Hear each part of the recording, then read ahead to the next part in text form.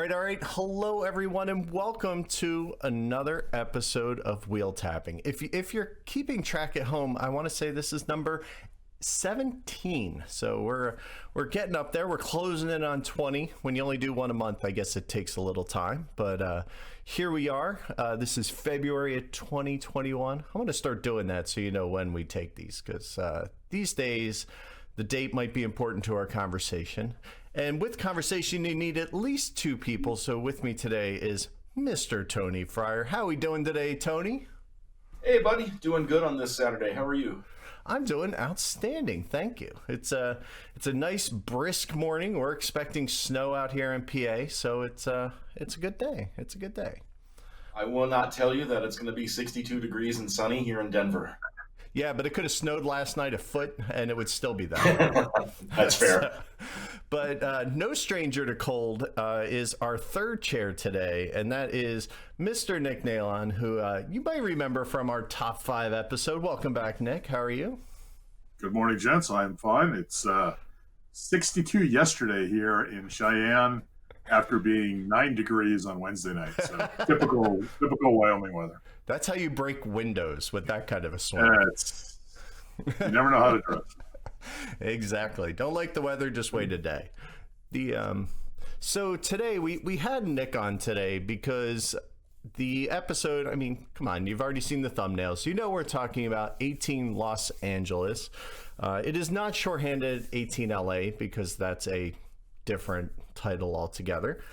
But Nick, it's one of his favorite games, so I thought he would be a great person on, and Tony designed it. So we can't just have Tony sit here and talk about himself all day, although, yeah, he's a little shyer than that. Not his favorite subject. So Nick's going to help me and kind of, walking through the paces of the 18 Los Angeles. So Tony, why don't you tell us a little bit about, let's see, let's start at the very, very root. What's this gameplay? What's it based on? How many players does it play? And let's go from there. Well, sure, man. It's a 2 to 5 player game, and it is 2, right? Because it is based on 1846, and so for 2 players, the 1846 variant that Tom put up on BGG is in use, and it's a pretty short game. 3-ish hours at the table. Although we've played in 90 minutes or less sometimes online and stuff, so it's a good little school night, soiree. Nice. Yeah, it is. It's seen a lot of play actually lately. And a lot of that's due to 18xx.games and it getting ported up there. So it's a very easy title to get to the table, and it's one of those I don't think you need a ton of prep time and rules talking about. There are a couple caveats to that we'll get into as we talk about them, because trains are a little different and in a great way, spoiler. And other than that, though, it's pretty straightforward as to how it works. So you can hop in this one pretty easy and teach yourself, I think. Well, especially if you know 46. Right. Exactly. It's very much based on 46, as you said, with a few exceptions, and I think we'll cover them as we hit the individual segments. Yeah, I think that'll make sense. And Tony, let's see, how many times you said you've played this? Well, in its official form, 24, but obviously lots of partial, flip the table, solo, test play, all that kind of crap. Right. Can't count that stuff, right? Absolutely. How about you, Nick? How many plays do you have into this guy? Well, this morning before we came out here, I played a 2-player game with our friend Todd. That was my 44th game of 18 Los Angeles. And just for fun, I went back and counted how many of them were 2-player, and exactly half.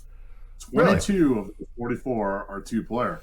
And when we get to that point, I think that's one of the things that excites me the most about this game, is that I think I've played 10 different games at 2-player, and this is by far the best at 2-player of anything I've ever played.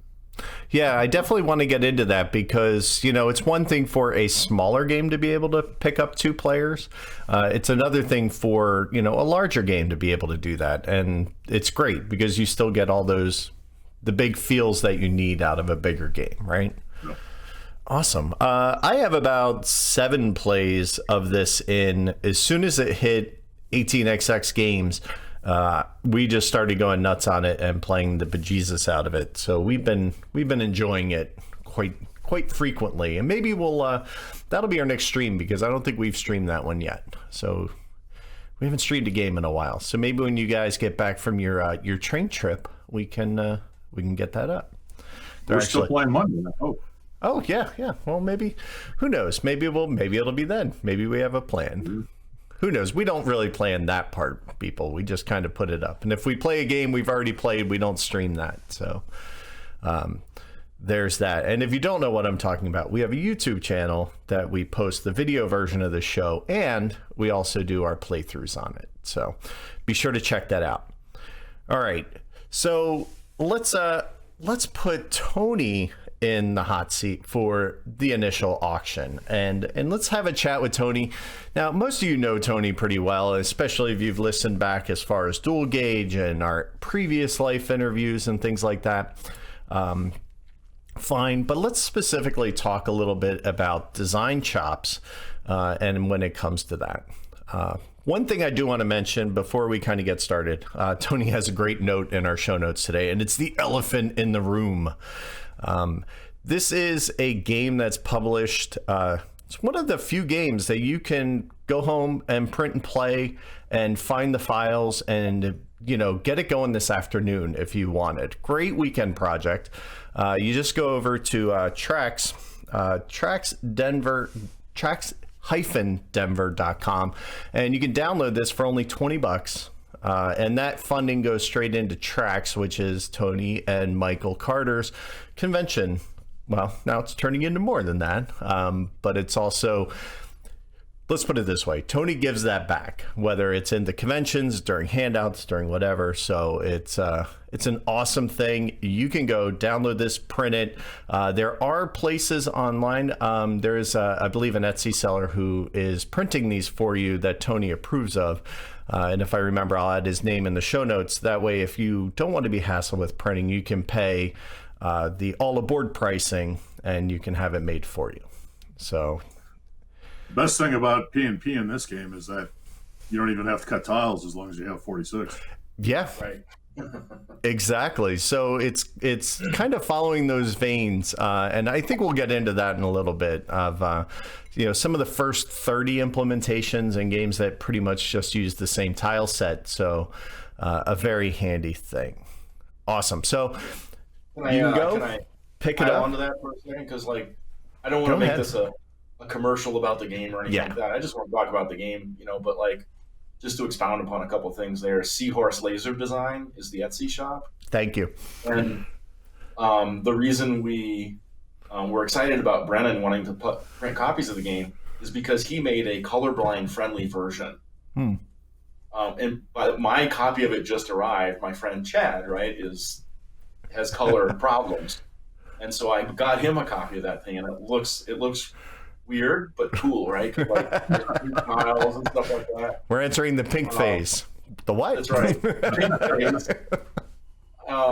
And then the other thing is, you mentioned $20, but if you go to the Tracks-Denver, we do, the game has been for sale for about a year now on the Tracks website, and we do have a COVID policy, right? Like if you're experiencing some financial hardships or whatever, just say when you message us that you'd like the game files for free, and they're yours for free, right? So, but every penny that we make goes into the Tracks company treasury, to use an 18xx term. And when this pandemic's biology is solved and we can have another Tracks, Mike and I cannot wait to spend this money on the people that come to Tracks, man. It's going to be the best badass Tracks ever. You are going to rip the privates daylights out of Tracks is what you're going to do. I mean, just it's going to be such a release for everybody, and we have extra money because I mean the sales have done very well. We have made it to. I'd like to read this list. All right, go ahead. This is a little inside baseball, which is kind of cool because not everybody. Maybe there's people out there sitting on designs that could benefit from this. So that's awesome. The 18 Los Angeles has made it to people have purchased and asked for the game for free from these countries. This is the part that blows my mind. Poland, Sweden, Greece, France, Germany, Canada, of course the US, New Zealand, Australia, South Korea, Turkey, Spain, the UK, Portugal, Australia, Brazil, Romania, and Finland. I don't know, what's that, 19, 20 countries? Yeah. Countries, right? I mean, it's mind-blowing, right? So, but, I think, part of that was like, with the pandemic and, people looking for things to do, with their time and everything, that, print and play games is a great activity. It really is. And you know what? Maybe in the future, we've kind of talked about doing this before, but maybe we will do a P&P kind of special for an episode once where we can kind of talk about some tips and tricks as to how we print and play. I don't think we'll tell you how to get files and things like that because there's that. Too many out there to get. Yeah, and everybody's different and legality, yada, yada, yada. I'll leave all that, we'll leave that for you to discover on your own.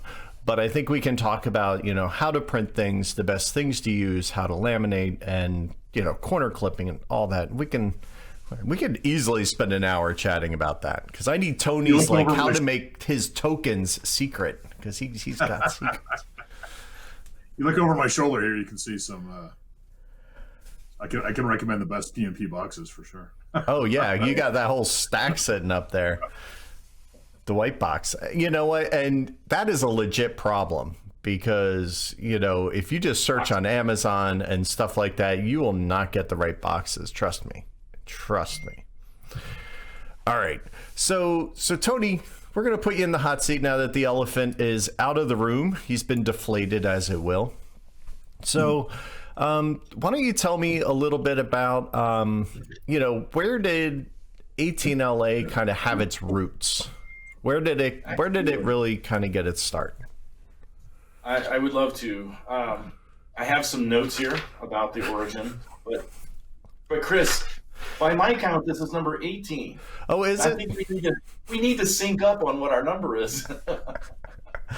No, you're right. It is 18. Wow. I don't usually use episode numbers, I usually find it out when I go to put it into Libsyn. And the COVID special we did last year, I don't count as an episode. So it throws me off. That's where we're off. And it throws you off. So that's fair. So I apologize if you're looking for the missing episode. It's why you don't trust me to be the banker in any game.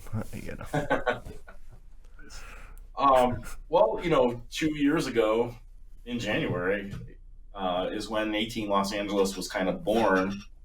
There was a magazine project that was going to be taken on by a publisher out there in the world to deliver I think it was going to be an annual, if I remember correctly, annual Train Gamer magazine. So it'd be a nice thick magazine with articles and all kind of stuff and games in it.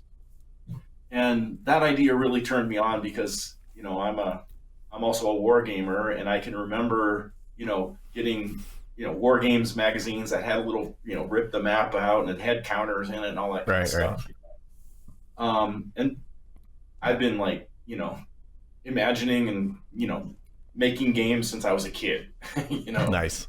At my grandma's house and everything. So I was like, okay, he put out the call for game ideas for the magazine rather. And so that's kind of where this was born. And so I had 3 design goals in mind for the magazine game, right? One would be to be Winsome-esque, if you know what I mean. By Winsome-esque, I kind of mean small and focusing on MacGuffins, right? Not necessarily a full-blown, game with all kind of, so be entertaining, that kind of thing, right? I mean, greatest game in the world? No. right? Right. Would you say What title is? was this back at the time when you were kind of like doing some SNCF style games and things like that? Yeah. So this was kind of in that wheelhouse, as it were. Yeah, yeah. Okay. And I think Winsome kind of is, leading the charge on these small 18XX games. Well, not anymore since he's not doing that, But there's 4, 5, 6, Winsome XX titles that fit that bill. Obviously, the game had to fit into a magazine layout, which means like a fold-out map would be 11 by 17, right? So it had some real estate constraints to deal with there. And it also needed to be as economical as possible to put into the game, right? Like maybe try to minimize to put into the magazine, right? So the economics of printing the magazine, try not to stick too many cardboard things in there and all that kind of stuff, right? Mm-hmm. Try not to take up, 20 pages with rules and all that kind of stuff, which all of that led me to choose 1846 as the base rule set for the game, right? Obviously, I mentioned the Winsome, and those are 1830 based games, and there's lots of 1830 based games out there. And, in my head, I think that's because of two reasons. Like, number one, it's a great and classic game, 1830. And number two, it's ubiquitous. Tell me an 18XX gamer that doesn't have 1830, right? Like, right. That's a real thing, right? So, and it's why we compare most games to it, because I call it the Rosetta Stone game. That it's the common denominator with all of it, right? So like when you base a game off 1830, you can be assured that most people are already familiar with the rules, so you maybe have one or two MacGuffins. You could even use components from 1830, right? Like the Winsome games, they don't ship you track tiles. You use the track tiles and the trains from 1830, right? So the idea of reusing components and using a well-liked and understood rule set as the core could help in those magazine constraints, right?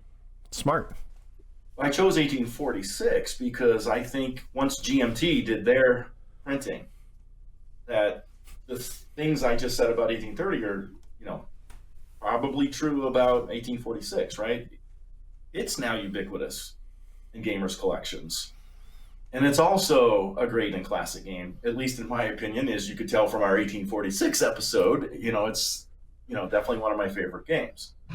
And in addition, I think 1846 has one other thing different from basing a game off 1830 is that, I don't know, some people think of it as a gentler game, right? It doesn't have the elbows necessarily that 1830. Right, the softer rust, the one-dimensional stock market, the double jumping ability to, late game catch-ups, things like that. Yeah. Exactly. So my original submission for the magazine project, which sadly never got off the ground, right? It was just too much, I guess, for, to coordinate. But that's unfortunate because it was really sounding pretty cool. But for the magazine submittal, the original idea was I was just going to put a map and rules differences into the magazine. And you would actually use all the components from 46, right?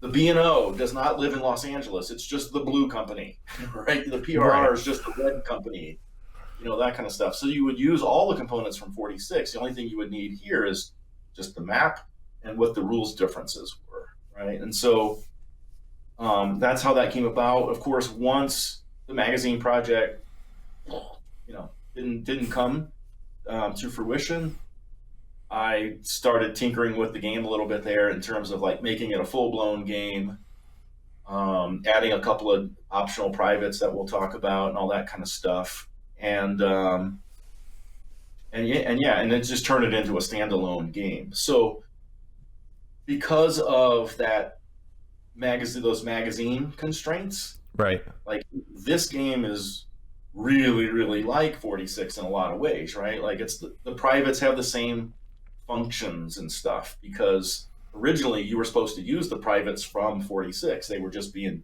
in Los Angeles, right? And stuff like that. Up on the track site, there's a couple of other 1846 base games that I've done that aren't exactly like 46, shall we say. So. Absolutely. So why don't you tell me a little bit about your development process? Like maybe once the magazine kind of didn't come to fruition, this is sitting on the shelf and it, you want to dust it off and break it out again. What was it like taking it from that stage to, where it was where you felt comfortable putting it out in the world? Yeah, just playing it, right? Like my friends here in Denver are gracious in that aspect, right? To play these game ideas out, right? And and understanding that we might only play this for an hour and then throw it away and start over, and all those kind of crazy things, right? And so just being able to do that with people, back when you could do that with people, was really what it took, right? And I mean, really, the only real concerns were because 1846 is a tried and true game, right? It's just trying to not break that, and just make something that's more compact, because we kept the magazine restrictions, right, of that smaller map, and trying to go for that. When I think of LA, I think of congestion, traffic congestion and stuff. And so like trying to, pack all that crap down into a smaller map. So we kept that map constraint, and just, explored the ideas as completely as we could. Now, Nick, you frequent the Fryer household. Were you privy to any of the playing of the LA before it really came to fruition? Yeah, I met Tony the November before that, and so I think when you rolled that out, I remember having a conversation with you at the kitchen table where you were talking about the magazine and Los Angeles, and I think I was part of a few of the early prototype plays, and just a weird thing about me, among many weird things about me. Tony talks about putting a game on the table, playing it for an hour, and throwing it away. It drives me crazy. It's like a Big Bang Theory episode where Sheldon isn't allowed to finish anything. It drives me crazy. I want to finish a game I start. It's like the "Come Sail Away" meme from Cartman too. It was the same thing, right? You have to get the whole song out. I love testing those games, but I want to play them all the way through. Yeah. Interesting. Sometimes they're just broken, though. Sometimes. Right. So you also have a few other games. Like if somebody goes to the website and, just to cover all the bases, you have a few other titles sitting on the 18 Tracks family, but they might not be well known. Just real quick, what are the other ones, just so that people know what they might be looking at? Sure. Well, 18 Grand Junction is a 46 base game set in Colorado. Okay. 1888 and 1883 are just some 1830 based games. Mm-hmm. And 18 Tracks is a game that Michael and I put together for fun. It's a toy, right? As a giveaway for Tracks 2020, which, thank you, COVID, never happened. Yeah, which kind of sparked actually you doing all these games and saying, hey, why don't we just put them all out there for everybody? So yeah, no, that's exactly right. Because we still, we gave the files for Tracks to everybody that had bought a ticket to Tracks, right? And then and Michael, I think it was Michael's idea, is like, why don't we just, put it on the site now and see, so that was the impetus to just do all of the games up there. Just try to earn a little Tracks money, right? Yeah. And that it did. So just so you know, there are a few other things there. So just coming along. All right. So we talked a little bit about how it's implemented, and it's like we said, one of your good friends was able to get it up and coded for 18xx.games. And that's Michael Brandt, a Denverite. Thank you, Michael. Yeah, and it's awesome, which we're excited about. And then you talked a little bit about the colorblind friendly map that's kind of set up and available. So that's also pretty awesome. So I really dig that aspect. Yeah. And you know what? It's something that it makes a lot of sense. Yeah, it takes a little getting used to, but a play or two, you'll be comfortable with it. I don't think it's quite as stark a difference as trying to do the Carthaginian tile sets, because you're still dealing with one color. You're not having to look down at a path color, right? Like you can instantly see what's not upgraded and what's upgraded at a glance, as opposed to the other. Maybe even more so, because pink is equal to brown, so it's like, wow, you'll see instantly when things go pink, if I recall correctly. The offboards are black, which actually looks pretty cool. It makes sense, right? Nick, do you have any questions for Tony before we start heading into some of the detail stuff about his design or philosophy, or maybe things that came up that you think would be fun to add in? No, I've got some questions for later on about, in particular, about the future. So I think we're good to go. Awesome. LA in the future. It's going to be all underwater. So, there's that. Big one. Well, since 49 is my absolute favorite game, I want to know where the earthquake is in LA, right? And I'm not a pessimist. I just happened to watch Greenland the other night, and it's of course apocalyptic, end of the world, and one of the last shots they show LA's underwater. So, Nice. it's not exactly something we haven't seen before. All right. So half an hour in, let's jump right into the yellow phase. I don't think there's a ton to talk about here, but there's definitely some stuff to cover in the map and the stock market.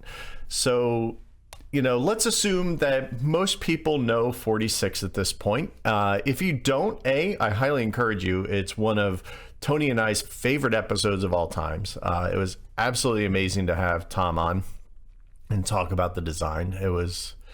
Dude's wicked smart. Wicked smart. Wicked. It was a blast to record. So highly recommend that. So we'll talk about it, but we're gonna really tell you the stock market is pretty much identical to 46. It is not pretty much. Exactly. There you go. Even better. It's just pick it up, drop it in. And so nothing new there, but now we do have the map to talk about. So I do want to pull up this little guy, and at first glance it looks small. I'm not gonna lie. It's what, maybe 8 tiles wide, 5-6 tiles tall. It's not huge. You are small. Yeah, but let me tell you, this thing gets dense, and it really does.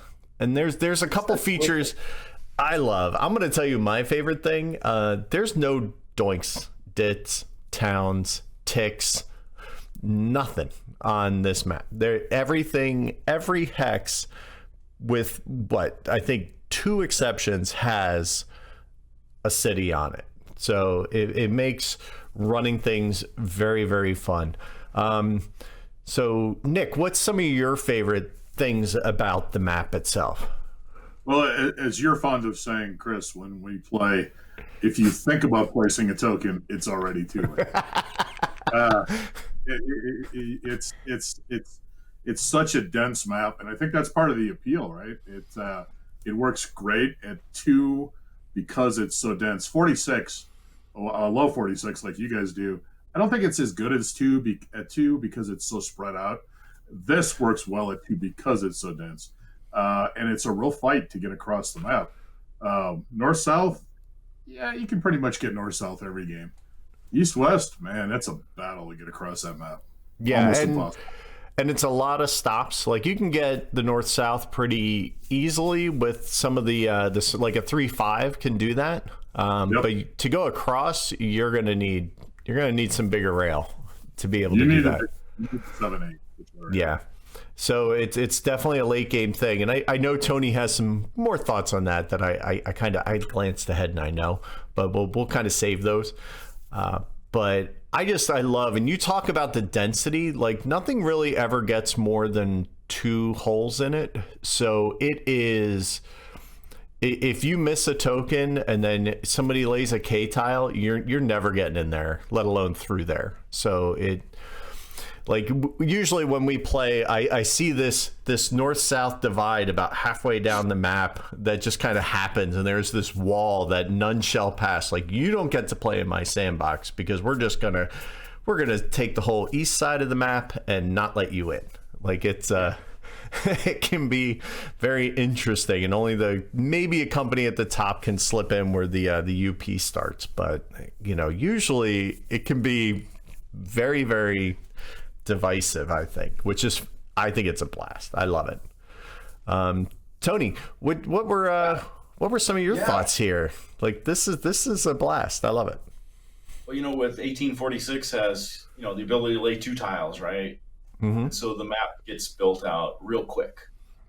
And there's some implications of that we can talk about when we get to the shenanigans part. For such a small map, I feel like I've seen a surprising amount of variability in the map, right? Like LA, San Dimas, and Anaheim are the Z cities. So that's the big money in 46, right? Mm-hmm. I've seen games where LA has 1 token in it. I've seen games where people are whining about not being able to get a token in LA, right? And I could say the same thing for Anaheim and San Dimas. Sometimes the east side of the map is hell and the west is wide open, and vice versa. I mean, it really just depends on what people are doing and what companies they start and when they start them. But I just feel like I see a lot of variability on such a small map. Yeah, it's great, and you have definitely a lot of north-south and east-west connections, which is why you see all the red tiles. If you're viewing this on YouTube, on the right-hand side, there's all those off-board locations generally go someplace and someplace good. So tends to be a blast. We played a couple games of this where every place had a tile, which is you'll never see that in almost any other game, where every space you can place a tile has one.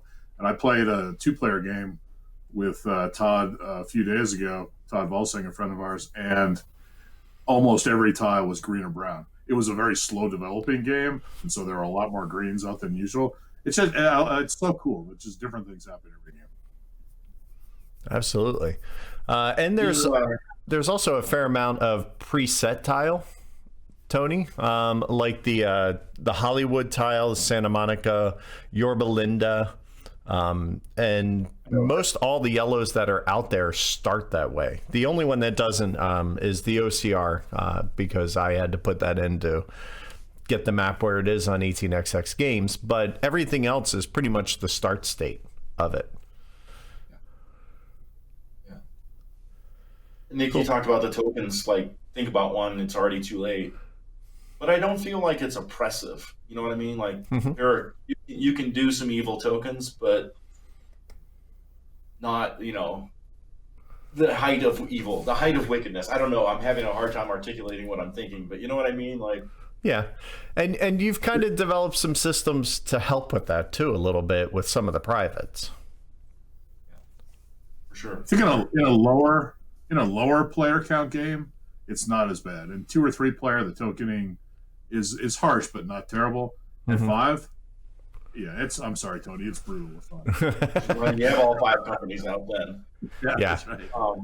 But that is what caused, and maybe this is a segue to the green phase or something, but the concept of freight trains and passenger trains in this game was kind of born by A, it's a small map, and B, there is token pressure.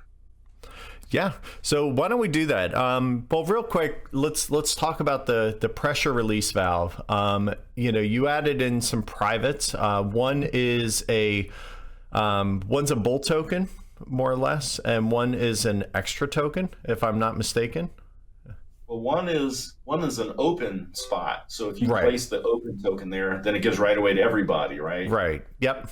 And the other private lets you, jam a token in, even if there's not space. So you could get that 4th token in LA or somewhere else that you may need it. Right. So you can decide early if you want to make the game a little nicer on yourself and not have to worry about, getting in tokens. Now, there is one exception to that. In 46, you have Chicago. Chicago, playing the role of Chicago in this game will be LBI. Or LB, not LBI, the other coast. Long Beach behaves exactly like that. The only way to get all the way through to the port at Long Beach is you got to go through the multi-headed hydra tile that funnels down there. So your little extra guys will not parachute in there, and you can't add that extra token in there either. How important is that LB token in this game, Tony? Like, you've talked about a few revenue centers, but we haven't really talked about that one yet.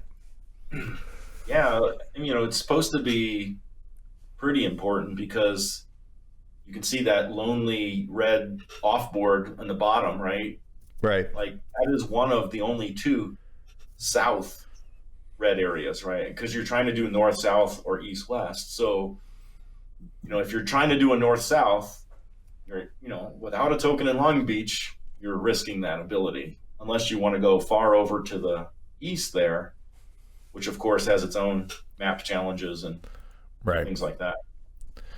Absolutely. So, while I don't think you can win the game without a Long Beach token, I've seen more wins with it, I think is the best way to put that.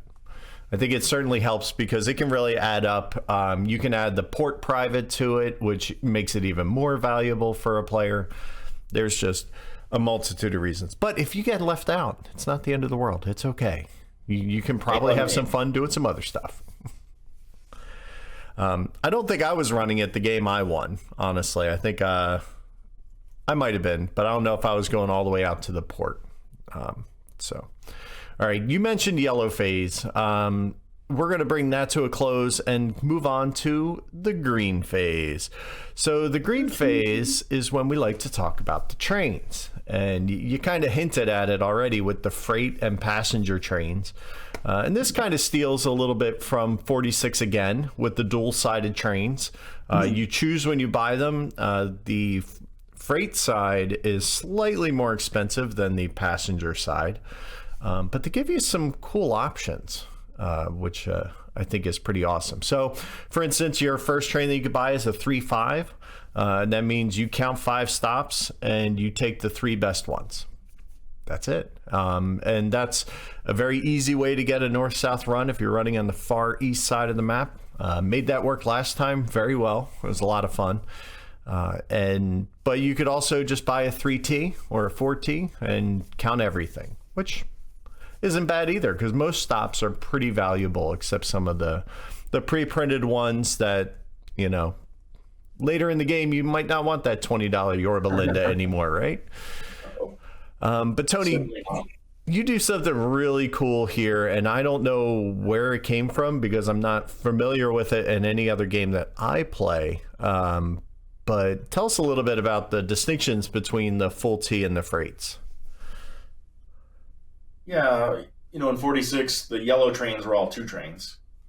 And then once you get to the green, brown, and gray, the trains are the double-sided, right? There's an N train, it's a, 4, that kind of stuff. And then the other side is an N/M train. So in this game, the N trains from 46 are passenger trains, and the N/M trains are freight trains. And because the map is small, because you could get tokens in your way and stuff like that, you can actually run a passenger train and a freight train sharing track. So they can, use the same route or park to the same route or whatever. And so 2 reasons for that, right? Partially is because it is a small map with token pressure. And 2 is, guys, we're trying to break the bank here. We're not trying to play this game for 4 hours, right? So, right. Let's have some fun and get on to another game. So. Exactly. But it's a blast because I can't tell you how many times too we've sat down and played this game and I have to remember that I can use the same track. I'm so programmed to not be able to use the same track that when I'm actually able to, it's so good, so good. The reverse of that the reverse of that is even better, Chris. Play Which a is? game of 46 with somebody. I mean, LA with somebody, and then go play a game of 46 with the same person. Like I'm trying to run this. Awesome. Yeah, it's one of the standouts for me. It's one of my favorite MacGuffins that you have built in here, and it's just a blast because you can have a very small route, but you can have multiple trains, and you can get running them very early, which is I can't always say that, right? Like I'm only going to buy one train because I literally can only run this for 2 ORs. And then the next set, I'll buy my second train. Like it feels like, well, I'll buy one of those and I'll buy a freight train. And then I can run them both on the exact same track. Like I don't care. So it makes it helps move things along, as you said. But not in the rushy kind of, let's get through this kind of way. But it's like, right. I want to. Like, I hate buying like 3 2 trains when I can only run 2 of them. Like that drives me nuts. But just to do it to push the game, I get why we do it. And let's face it, when Nick drops 2 tokens in your way, it's not a lot of fun for you after that. So let's not, uber penalize there. Let's figure out who's playing best and keep the game moving. Right. So you can get away around it without having to kill your run, right? Which is great. It's awesome. The only trick is if you are running north-south and things like that, obviously of those stops, one has to be the north and one has to be the south. Or same thing with east-west. That's the only caveat. But otherwise, you get to pick whatever you want along the route, which is pretty sweet. Awesome. But yeah, it helps a lot. I don't know there's so much more to talk about with trains other than they're just awesome. I think I love trains. I'm about to ride a train. I know. I'm totally jelly. It sounds like a blast. So I don't think it would be fair for Tony to design a game if there would not be some shenanigans involved. So we're going to have to move on to the Brown phase, which is all about shenanigans and where they start from. So I'm going to kind of point to Nick and ask him, what are some shenanigans you see in Los Angeles that you enjoy or you found fun and surprising? Yeah, my favorite by far is the priority deal order for the stock round, and being able to manipulate that to go when you want to go in order. Unlike a lot of games, of course, this one it's the player with the least amount of money, and I know Tony will talk about why that is and why he put that in there. But I love being able to manipulate that. Maybe I really would love all this money and I want to pay out, but there's a share, and if I don't get that share, if I'm not first, or if I don't go first, I can't open that company. So I'm only going to half pay this time to hurt myself, but give myself priority in the next round. I think that's a great mechanism, and it's a great way to screw with other people too, who think that they're in a position that they really aren't. Now that's also determined at the beginning of the SR. So it's not just, so you can affect that. Like maybe you hold with that last company on that last run because you want to maintain priority. So exactly. You can manipulate that throughout the entire game, not just, in the only other time I've encountered financial base that's been determined at the end of the stock round, not at the beginning when you get done operating. So it's pre-known the entire time you're running that, I will be first or I'm going to be last again. And so Tony, where did that come from? Because, it catches people out and I'm like, wait a second, I thought I had priority. And then you're like, nope, you don't. I have priority a lot in this game because I usually have no money. And so yeah, I kind of like it. I don't know. I blame my sick mind, I guess, because, probably I would imagine amongst most 18XX players, it's probably controversial, right? And the idea was really from an 1830 variant, where in 1830, so I just wanted to go. I like mystery in games. Like in 1824, there's some mystery in that game as you're juggling, your position to take, possession of the orange company, the purple company, the brown company, right? That mystery. I like mystery, and I like risk. These things are not so. The risk anyway in 1846 is much less than it is in the 1830 style game of this feature, right? But originally, this feature was from one of my 1830 games, where it's like, okay, when you leave the stock round, we do not know who has priority. I want that to be a mystery and a risk. And so we're going to determine priority at the beginning of the next stock round. And if we determine priority based on money, you can maybe, like Nick said, I've seen Nick do this in the 1830 game that I'm talking about. I'm going to hoard because you, Tony, have 2 shares of this. And, so hoard, move that money around, and then dump the company on me. And so, I like that kind of mystery and stuff like that. Again, this is an 1846 game, right? Like, it's not really about that. But I still like the idea of determining the priority at the beginning of the stock round. So that's why that's here in this game. And I would say this to anybody that doesn't like that and wants to play LA, as long as you're not playing it on 18xx.games, because you can't change this there. But like, if you have your own copy, play your priority any way you want to, right? Play it the normal way. Like, it's not going to break anything. Right. Do it. You don't want to do it this way, do it that way, right? Like, the key point is just have fun. And if you have more fun, the other way, awesome. Yeah. And I think the other thing that kind of it falls in the same category is the way that companies operate. So the way that, the order of the first operation is very interesting because it's actually backwards. So 46. Yeah. So it's one of those things that, you have to, you plan for, like, oh, I'm going to open high so I can run early and get multiple trains. I'm like, no, you're actually running last when you open highest. So it's just, yeah, exactly. So the first OR, but then it goes back to normal. So it's a very interesting, I love that you kept that in, because I think that kind of, I think it helps reward the players who open high, right? And it allows somebody who opens low to kind of get in there and run. I don't know. Yes and no, I think, right? So maybe I think that in my mind, the things you're saying are directly related to the initial auction. Well, it's not even an auction, but the initial distribution of the private companies. Sure.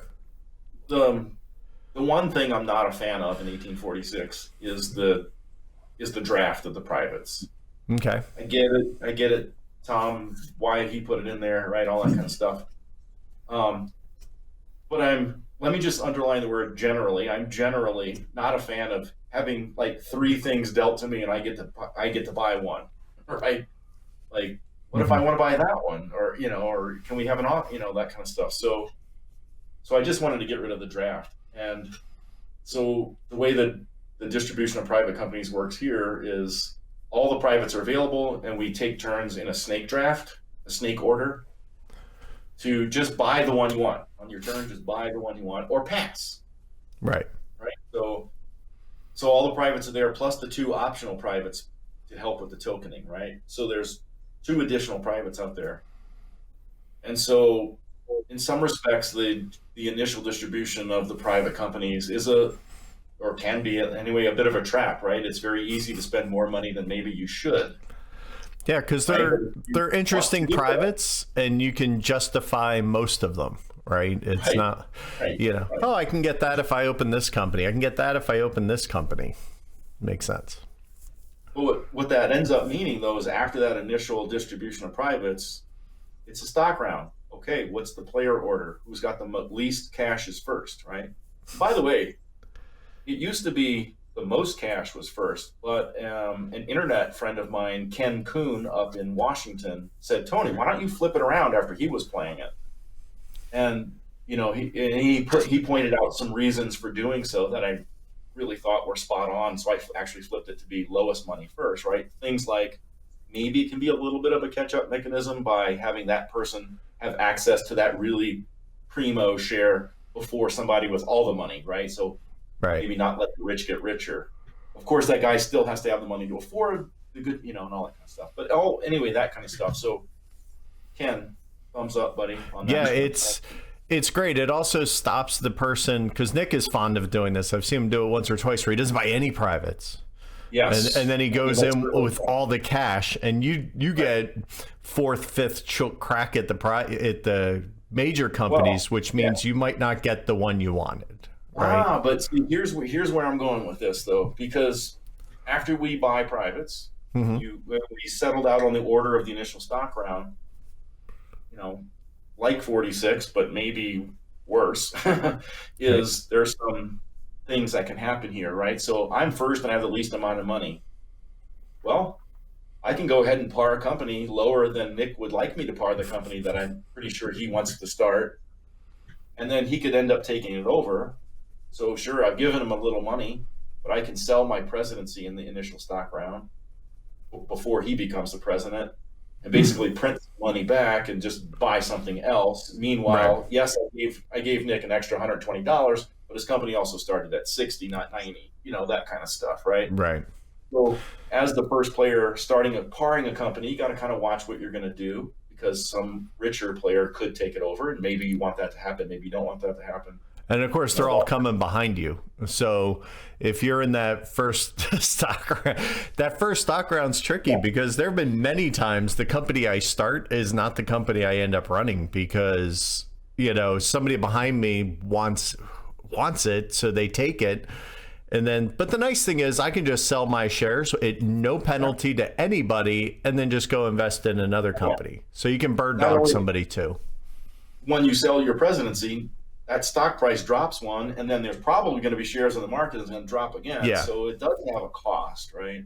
Not to you personally, but to the holder then. Yeah, right. Exactly.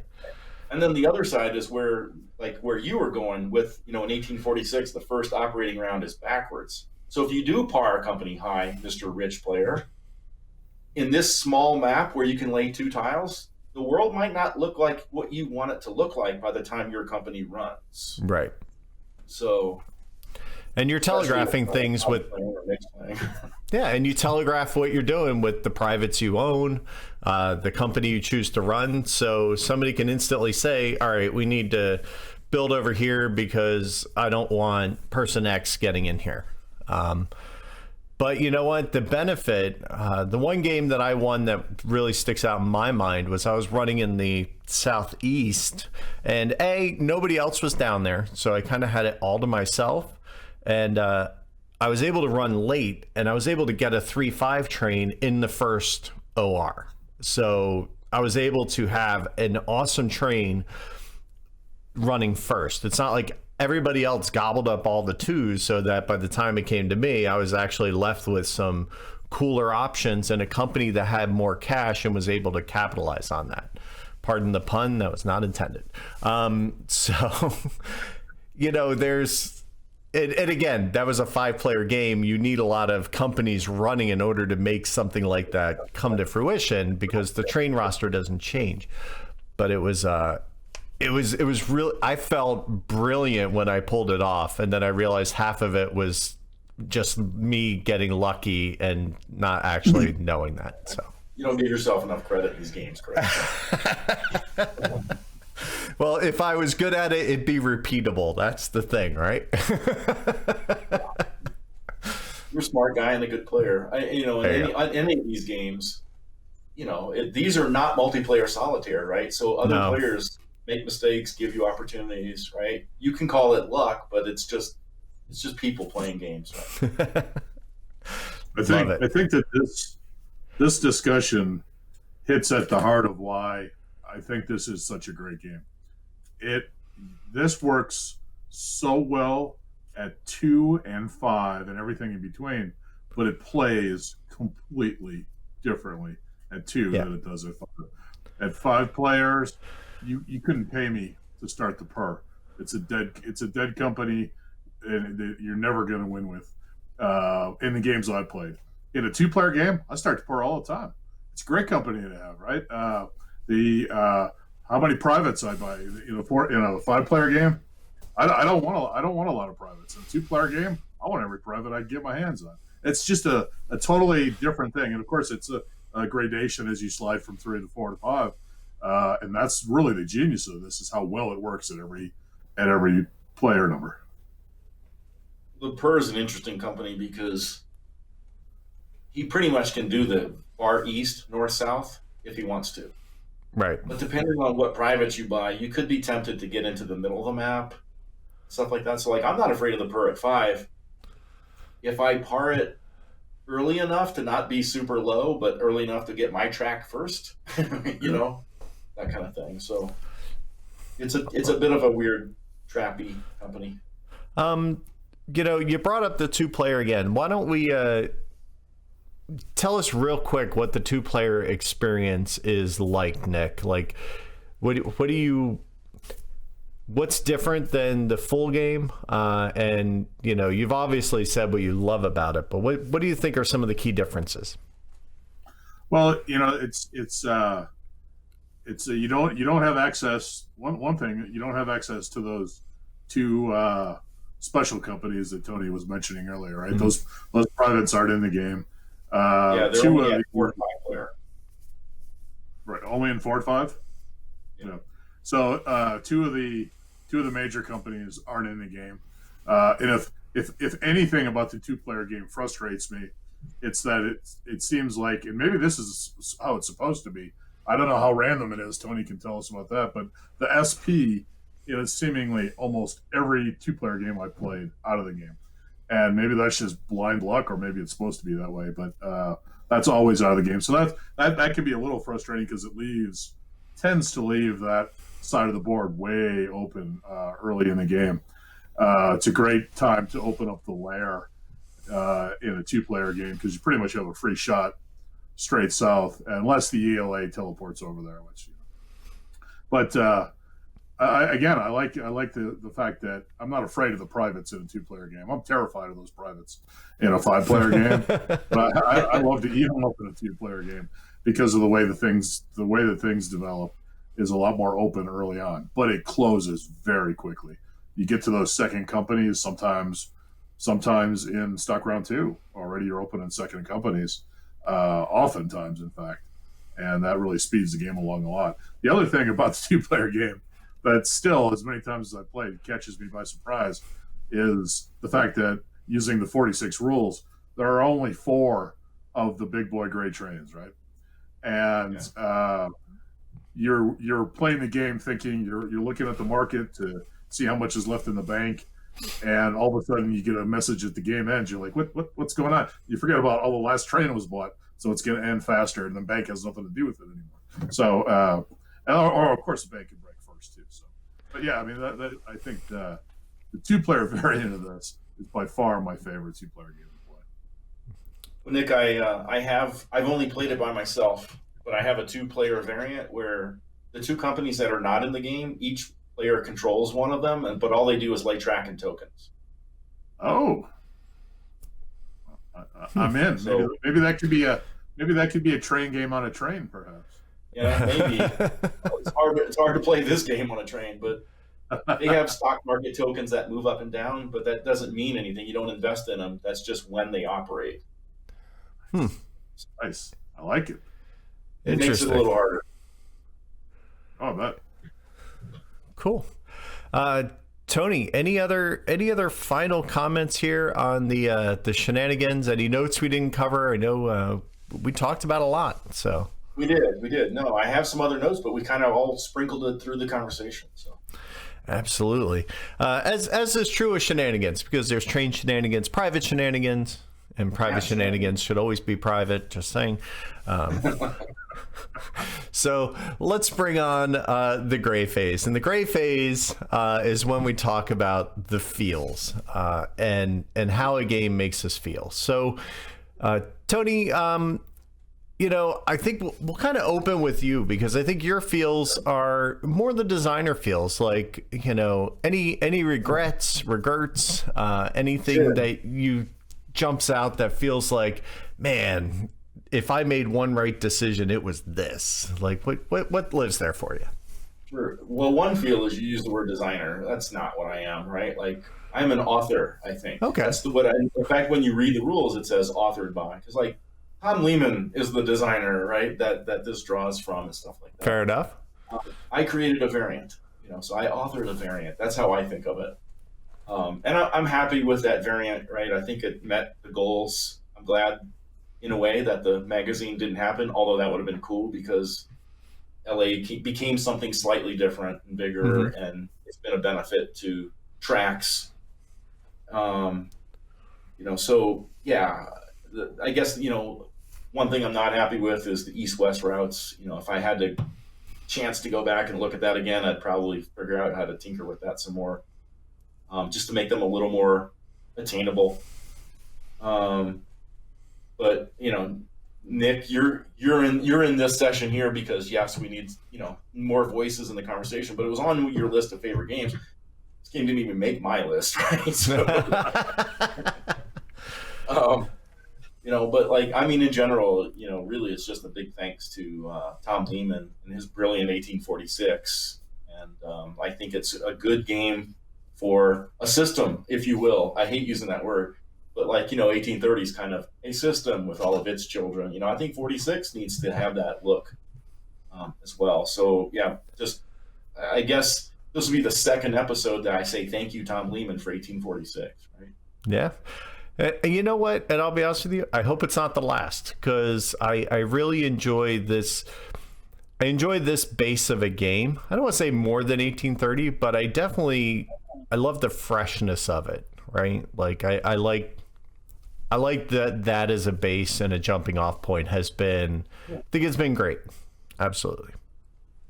Well, we'll have him on when we get his new game and get to play his new game. So. Need to get playing that. So we will do that. So Nick, I think, if anybody knows the top 5 episode, obviously you gave us your feels, but what are some things that you take away from playing this?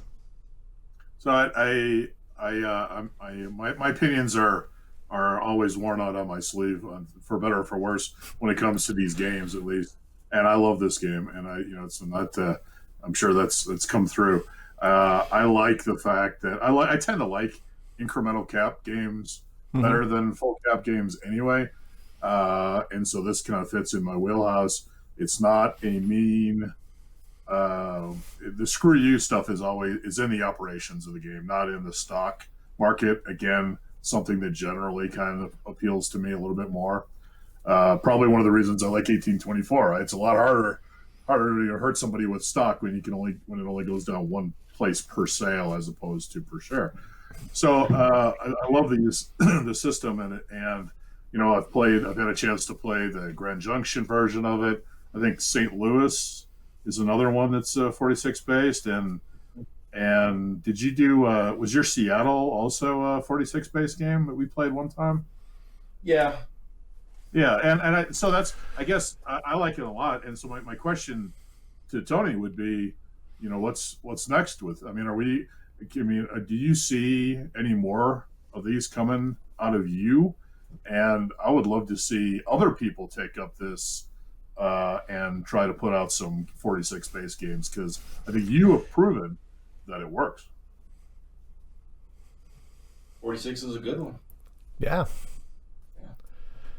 Yeah, there's other things just floating around here, but who knows, right? Grand Junction, St. Louis is done. It's just not up on tracks because it's probably going to be controversial. So. Excellent. It has dice. Let's just say. One dice. As somebody who does not like randomness, I'm curious to see what you did with that. It's weighted randomness. There you go. Mitigated. You know about it well in advance. Gotcha. Yeah. Excellent.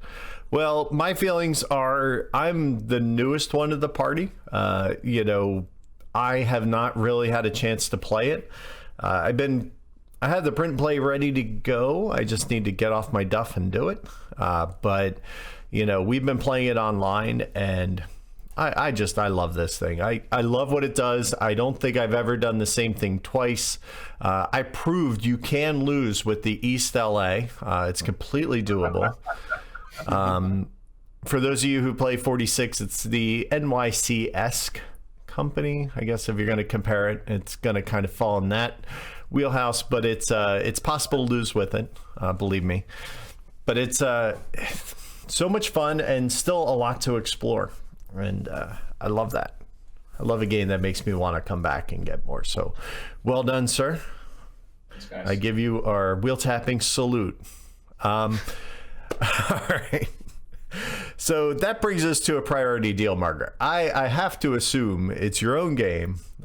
You've put a lot of love in this. So what exactly do you use for a priority deal marker? And let's go this route. Let's say some unknown publisher was going to publish this game and say, make a first, priority deal marker for you. What would you A, what do you have, and B, what would you want to have?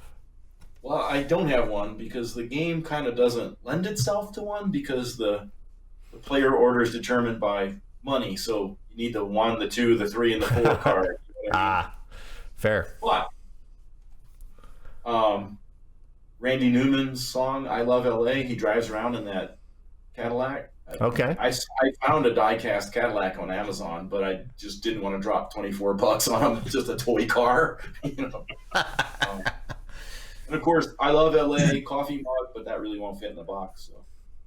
Fair enough. But again, it kind of doesn't lend itself to it because there's not like a first player and you go around the table, right? It's 1, 2, 3, 4. And it's constantly moving because it's not like the priority deal marker sits there to remind you of who has priority deal when the next stock round comes around, right? Right. That's not the case because you learn that right then and there. Unless you want to play that way. Yeah. So we have to find something that would be suitable because I kind of feel like you need to have that chunky thing that I mean, it'd be kind of cool just to have that 1956 red convertible Cadillac on the table, though. So. There you go. Well, this has been awesome. And, thank you. It was a little awkward when I said, hey, I want to talk about LA. And you're kind of like, well, and I'm like, nope, I think we should, and, Nick, thank you for coming on to kind of put the needles to Tony, as it were. Needles of love. They're nothing bad. My pleasure. Needles of love. Needles of love. Chris's new nickname. There you go. Outstanding. And like we said at the top of the show, if this interests you, this is a great first print and play, especially if you don't want to deal with tiles and you have a copy of 46 laying around, you can just use them. So it's if I can add to that, in Please the do. files, there's a PDF in the files that you can just print off the map and the rules and actually use. You can still use all the 1846 components. You just won't have the 2 optional privates, obviously. Right. So literally, you can just go to Office Depot and print the map and go home and play it. So. There you go. So it's one of those really good intro level PMPs, and it's and again, it's not a hard learn. So if you've already played 46 once and you want to play this, or maybe you don't know 46 and it's hard to play online, this is available on Games, 18xx.games, so you can get a feel and see why we love that 46 system so much. Double jumps for the win. That's all I gotta say, right? Double jumps for the win. Awesome. So thank you so much for listening, and we'll see you next time on Wheel Tapping. So until then, have a good day. This Week in Each Week is brought to you by Game Toppers. Check out a great mat or game topper at GameToppersLLC.com. Tony and I would like to give a special shout out to all the patrons who support the show. Thank you for listening, supporting, and taking care of us. You can also help us out if you want a shirt. Be sure to check us out on Teespring.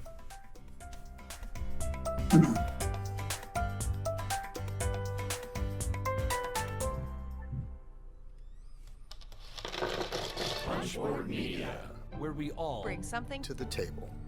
Pull up a chair At punchboardmedia.com.